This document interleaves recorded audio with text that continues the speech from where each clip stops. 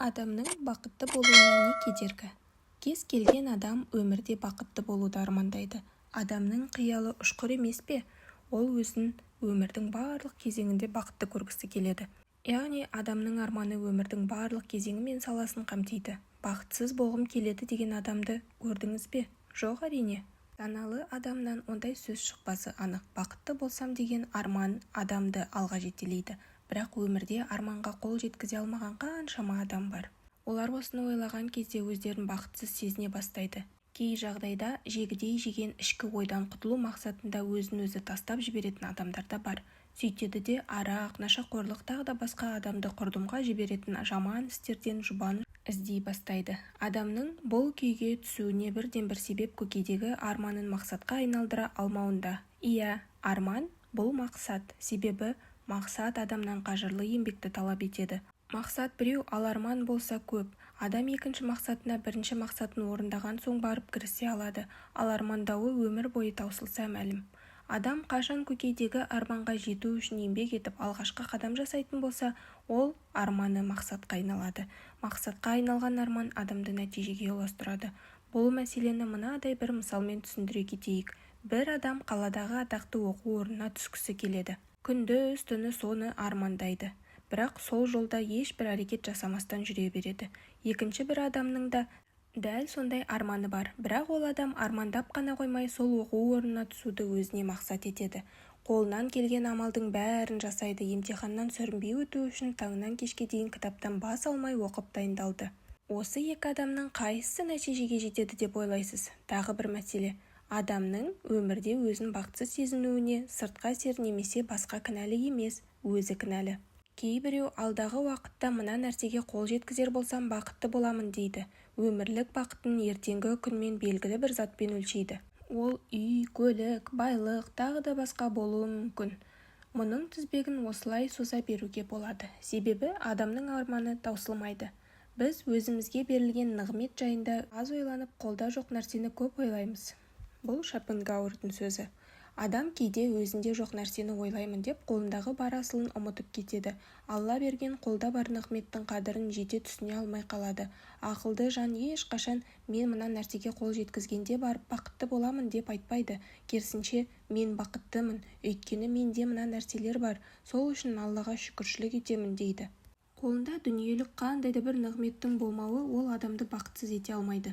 Ондай адам қолындағы бар нығметтің қадірін білуімен ақ бақытты. Ал егер Алла тағала нығметін арттыра түссе, ол адам одан сайын бақытты бола түседі. Бұл ақылды адамға тән қасиет. Расында адамның бақытқа қол жеткізуі өзіне байланысты, бірақ көп адам оны білмейді. Адамдар өзінің қаншалықты бақытты екенін бақытсыздыққа ұшырағанда ғана біледі, деген екен Пелевин. Мақсат жолында. Кейбір адам басына бір қиындық келсе, шыдамдылық таныта алмай, мұндағы ең басты проблема адамның қиындықты өмірдің бір бөлшегі әрі заңдылығы деп қабылдай алмауында. Негізінде кедергіде тұрған ештеңе жоқ. Ең сорақысы адамның жалқаулығы мен қиындықтан шығуға талпыныс жасамауы. Мысалы, проектісі сызылған жолды салу барысында алдыдан үлкен бір тас кез болып, жұмысқа біраз кедергі келтіруі мүмкін. Бірақ солай болды екен деп жол салу жұмысы тоқтап қалмайды ғой. Аталмыш тастың сол жағынан немесе оң жағынан өтетіндей етіп жаңа бір жоба сызады да жұмыс одан әрі жалғасын табады. Адам да өмірде алға қойған мақсатына жету үшін кезіккен әрбір кедергіні аттап өтуге және бағындыруға бар күш-қайратын жұмсағаны жөн. Көп адамдар осы мәселеге келгенде жеңіліп қалып жатады. Мақсат жолында бірінші қалау, екінші күш-қайрат жұмсап еңбек ету, үшінші кезіккен қиындық пен кедергілерге сабырмен төтеп беру қажет. Адамның қолға алған әрбір ісі тек сабырмен аяқталады.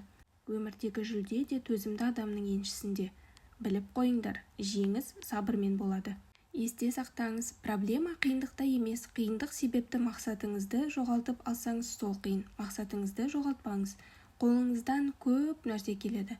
Сен өзіңді кішкентай ғана жаратылысқа теңейсің, бірақ сенде әлемді өзгерте алатын үлкен күш жатыр, деген екен Әзірет Али. Өмірде әйел адамның алатын рөлі орасан зор. Мұны ешкім жоққа шығара алмайды. Әйел өмірдің сәні, әйел сұлу жаратылыс, шіркін. Әйел кісі жаратылудағы міндетін дұрыс жолда қолдана білсе, не бір кереметтерді куәсі болар едік. Білесіз бе?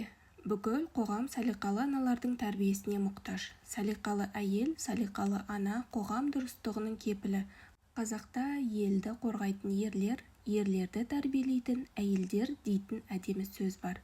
Бұдан байқайтынымыз, әйелдің қолында, яғни сіздің қолыңызда әлемді өзгерте алатын үлкен күш жатыр.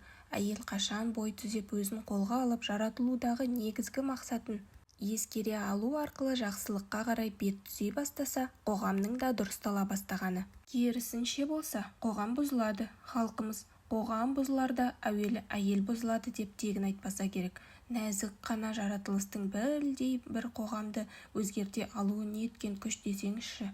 Бұл Алланың әйел баласына берген үлкен нығметі. Әйел кісі бойындағы осынау күшті иман байлығымен қуаттай білсе, нұр үстіне нұр болар еді. Өйткені иман адамға көптеген игіліктердің қақпасын ашады. Тұз астың дәмін келтіргені секілді, салиқалы әйелде өмірдің мәні мен сәнін келтіреді. Дүниедегі ең қымбат нәрсе де жүрегі иман нұрына шомған салиқалы әйел. Жүрегі иманға толы ақылды адам кез келген жағдайды өзінің ақыреттік және дүниелік пайдасына шешуді дағды қылады. Өзіне ұсынылған ащы лимон қышқылын қант қосу арқылы бал татитын тәтті шырынға айналдырады. Өмірде ащы лимон сынды адамның басына көптеген қиындықтар тап болады. Біреуге қиындық кедейлікпен келсе, енді біреуге ауру тағы да басқа бейнелерде келеді. Бірақ сіз қиындықтың имансыздық бейнесінде келмеуін тілеңіз. Өйткені иман сіздің дүниелік қана емес, ақырет бақытына жетуіңіздің де себебі. Ұмытпаңыз, Алла тағала сізді басқа жаратылыстан ерекше етіп жаратты. Сіздің бойыңызға ерекше мейірім мен ақыл парасат сыйлады. Егер сіз жоғарыда айтқанымыздай салиқалы әйелдердің қатарынан табыла білсеңіз, бүкіл әлем сіздің аялы алақаныңыз бен тәрбиеңізге мұқтаж болар еді. Ендеше бойдағы Алла берген осынау артықшылықты дұрыс жолда пайдалануға талпыныңыз. Саналы ғұмыр мен ақылды жүректегі иман нұрымен қуаттай түсіңіз. Тақырыпқа қосымша. Алла тағала Құран кәрімде мүміндер үшін Перғауынның әйелі Әзірет Асияны мысалға келтіреді. Сондай-ақ Алла иман келтіргендер үшін Перғауынның әйелін мысалға келтіреді. Кезінде ол: «Уа Раббым, мен үшін өз құзырыңда жұмақта бір үй тұрғызғайсың. Мені Перғауыннан және оның жаман ісінен, зұлымдығынан сақтай көр. Мені бұл залым қауымнан құтқара көр», деп жалбарынған еді. Асия бинт Мазахим Мұсаның дәуірінде Алланың бірлігіне иман келтіреді. Күйеуі күпірлікте шектен шығып өзін құдай санаған Мысырдың Перғауыны болатын. Әйелінің Аллаға иман келтіргенін естіген Перғауын оны ыстық күннің астында азапқа салады. Екі қолы мен екі аяғын ағашқа керіп шегелеп тастайды.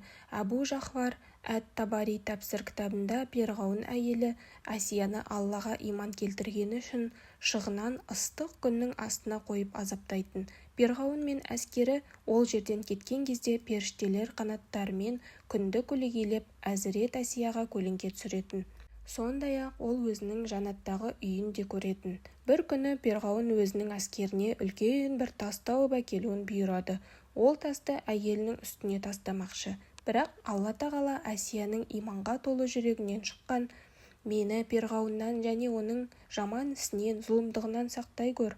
Мені бұл залым қауымнан құтқара көр» деген дұғасын қабыл алып, Әзірет Асия залымдар денесіне тасты тастамас бұрын жан тәсілім етеді, дейді.